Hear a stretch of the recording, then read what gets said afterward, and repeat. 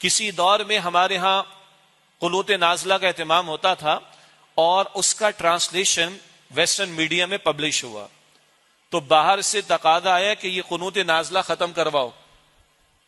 ان کو بھی ڈر ہے کہ مسلمانوں کی دعائیں قبول ہو گئی تو ہمارا بیڑا غرق نہ ہو جائے، اتنا ڈر تو شاید ہے ان کو.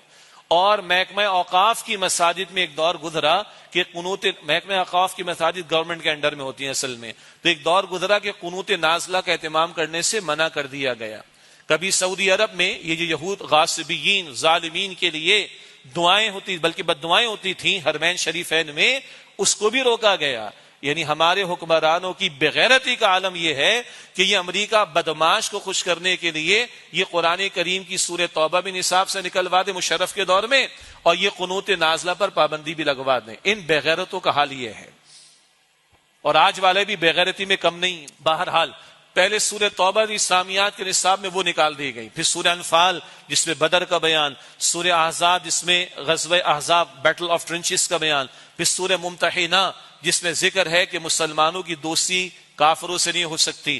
حسن سلوک ہونا الگ بات ہے، مگر وہ ان کافروں سے حسن سلوک نہیں ہوگا جو مسلمانوں سے جنگ کرتے ہوں اور ان پر جنگوں کو مسلط کرتے ہوں اور ان کو ان کے گھروں سے نکالتے ہوں اور ان کے نکالنے پر ایک دوسرے کی مدد کرتے ہوں. ایسے کافروں کے ساتھ تو حسن سلوک بھی نہیں ہوگا. یہ سورۃ الممتحنہ میں ہے.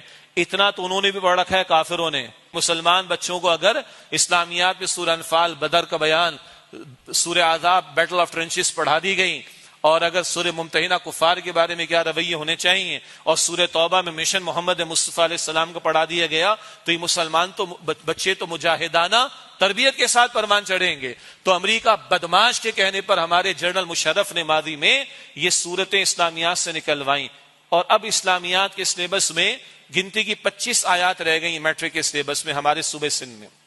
گنتی کی 25 آیات، وہ بھی رٹا لگا کے بچے پاس تو کر لیتے، مگر کیا تربیت ہو رہی؟ کچھ نہیں. بچوں کی کیا بات کرے، بڑوں کو نہیں پتا.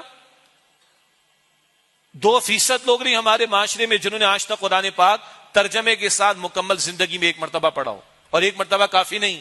اللہ چاہتا ہے فجر میں قرآن، ظہر میں قرآن، عصر میں قرآن، مغرب میں قرآن، عشاء میں قرآن، ہے ہی نہیں. ہاں، غزہ کے بچے، شہید ہونے والے بچے جب وہ زخمی ہوتے تو وہ قرآن سنا دیتے ہیں. وہ غزہ کی بچیاں قرآن سنا دیتی.